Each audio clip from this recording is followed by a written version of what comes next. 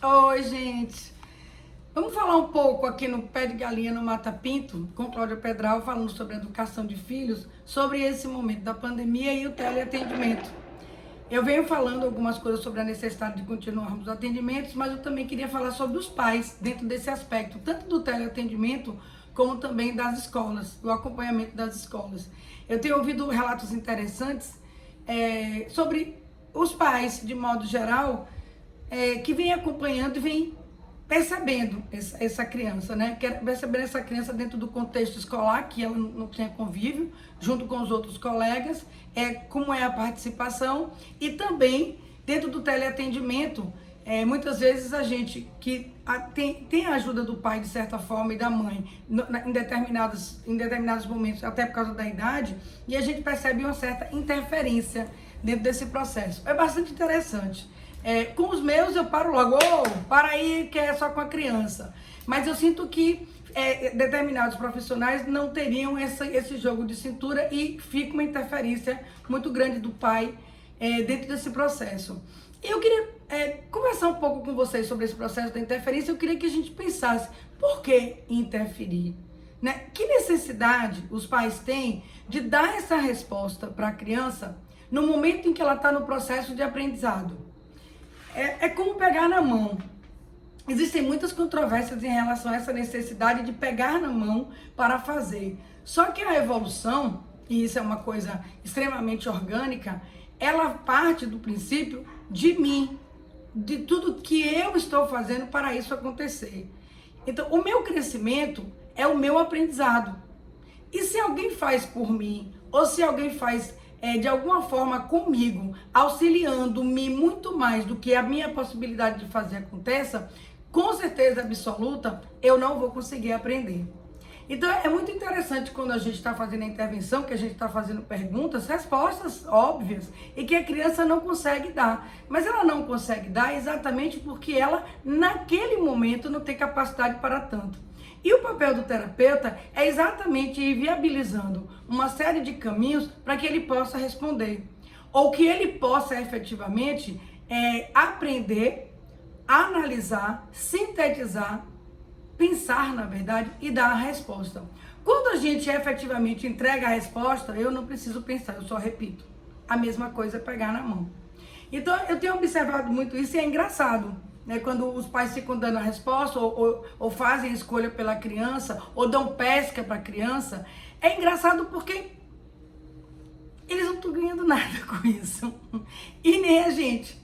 Porque não é chato, não é impactante, não é pirraça, não é absolutamente nada, a não ser uma coisa que eu falo muito no meu livro, a famosa e a tácita paciência terapêutica nesse momento. Porque nós precisamos esperar o tempo da criança e determinar o momento em que ela pode responder ao estímulo que foi dado. Então, nós não temos pressa, ou não deveríamos, ou não devemos ter pressa, das respostas da criança em relação a absolutamente nenhum estímulo. Na verdade, eu como terapeuta ocupacional, eu acho que e qualquer outro terapeuta, seja ele um psicopedagogo, seja ele um fonoaudiólogo, seja ele um psicólogo, até mesmo um fisioterapeuta, a gente sabe que existe um tempo de resposta para cada criança. Então a gente automaticamente tem que ter essa paciência. E muitas vezes a gente oferece um estímulo que às vezes ele está um pouco mais acima do que a criança é capaz de fazer. E a minha obrigação é fazer uma leitura e diminuir para que eu possa colocar ele dentro daquilo que a gente chama de zona de conforto para que ele possa evoluir. Então a gente não tem pressa para que isso aconteça e não é importante para a gente que a criança saiba. O que é importante é a gente saber qual a dificuldade para a gente começar a trabalhar a potencialidade. Então é muito interessante essa relação dentro do processo de teleatendimento e na escola também, porque o seu filho, ele está dentro de um contexto que ele não conhece. Então qualquer coisa que ele não saiba ali é normal, ele está aprendendo. Então às vezes quando a professora pergunta é porque ela quer entender, e a gente chamaria de feedback, o que a criança está entendendo daquilo que eu estou falando. Se ela apresenta uma dificuldade, aciona-se uma luzinha e precisa fazer-se um acompanhamento em relação a isso. Então, quando vocês passam essa resposta, vocês antecedem essa resposta para a criança, automaticamente a criança repete. Mas até que ponto ela só repetiu, ela aprendeu, foi concomitante a sua resposta com a dela, e como é que eu vou fazer a minha avaliação? Então, a criança só sai perdendo com tudo isso. E, assim, é muito interessante vocês estarem do lado de lá e ver essa criança em sala de aula, que vocês não têm o costume de ver, mas, na verdade, está maquiada porque eles estão em casa. Eles não estão dentro do contexto da escola nem do consultório, eles estão em casa, eles estão sob o subjugo e a guarda de vocês naquele momento, então eles têm uma confiança, porque filho com mãe, filho com pai é uma coisa, filho sem mãe, filho sem pai é outra. Ah, eles têm duas caras? Não, gente, é porque eles têm uma segurança que sozinhos eles não têm. Então eles sabem que eles podem até fazer alguma coisa de errada e naturalmente o pai e a mãe, mesmo que vá reclamar, mas vai acolher, vai acudir, vai tirar do sufoco. Ao passo que ele sozinho, ele tem que aprender a se virar. Daí a grande mágica de estar na escola. Porque no momento em que ele está na escola, ele está sendo ele mesmo. Então, tudo que foi ensinado em casa vai ser passado automaticamente na escola. Ele vai pegar o que ele aprendeu para usar no meio social. Ótimo, por isso a necessidade do meio social.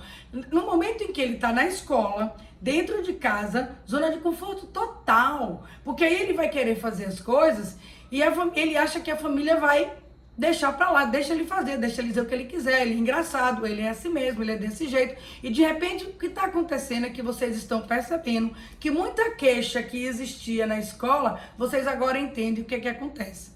Essa é uma grande descoberta bastante interessante. E qual o posicionamento de vocês? Aí vocês precisam entender que aquele momento, que seja de 30, de 40, o momento que for destinado a escola, precisa ser mantida e garantida a educação e a disciplina. E aí, como é que a gente vai fazer isso? Esse é o grande momento do teleatendimento. Não adianta ficar tentando passar respostas, porque depois ele vai ter muita dificuldade lá na frente. Não adianta ficar tentando garantir que se ele não quiser participar, ele não participe, porque teremos problemas lá na frente. Nós teremos retorno.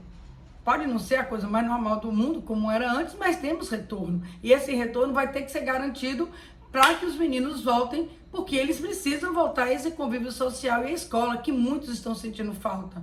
E outros acham que está sendo ótimo dentro de casa, porque está sendo infinitamente menos a quantidade de coisas que há para fazer, e eu tenho um turno inteirinho para mim.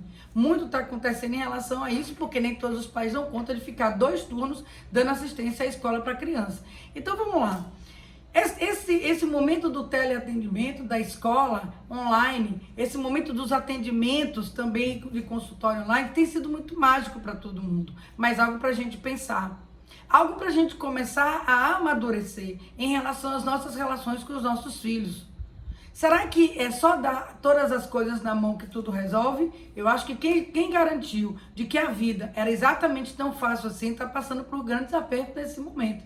Porque não estamos exatamente onde queremos. Estamos dentro de casa porque não temos outra opção. Ou a gente vai para a rua e pega Covid, corre o risco de agravar, ou a gente fica em casa e cuida de todos aqueles que a gente ama. Essa é a verdade. Mas dentro disso existe, então, todo o desgaste dessa relação que tem sido de manhã, de tarde, de noite, ininterrupta, 24 horas, 48, 36, e de por aí vai. Sim. Fica aqui pra gente pensar. Fica aqui pra gente analisar. Fica aqui pra gente ponderar. Como é que eu devo agir? O que eu devo fazer? Eu falei como a coisa está acontecendo e o que a gente deve fazer. Fica para vocês decidirem. Mas eu gostaria que vocês pensassem de coração. Dar respostas não resolve. Passar a mão pela cabeça não resolve. Tirar esse espaço de disciplina no momento da escola também não resolve. Então, é garantir tudo isso que vai dar a esse menino o direito do retorno sem problema, manter toda a disciplina até nessas 30 ou 40 minutos de aula online que tiver. Não garantir respostas, porque dentro do processo de terapia, a gente precisa que essa criança mostre o que ela tem e o que ela não tem, para que possa ser trabalhado e vocês serem parceiros de todos nós nesse momento. Bom, essa fica aqui as minhas dicas e a ideia de tudo que está acontecendo. Mas eu aceito que as pessoas digam, não, não é isso não, e vamos discutir o assunto. Fica aí, Pé de Galinha no Mata Pinto, Cláudia Pedral. Vão lá dar um like, vão lá, repassem o vídeo para quem vocês quiserem e vamos discutir o assunto, que eu acho que é isso que a gente está precisando nesse momento. Um beijo no coração.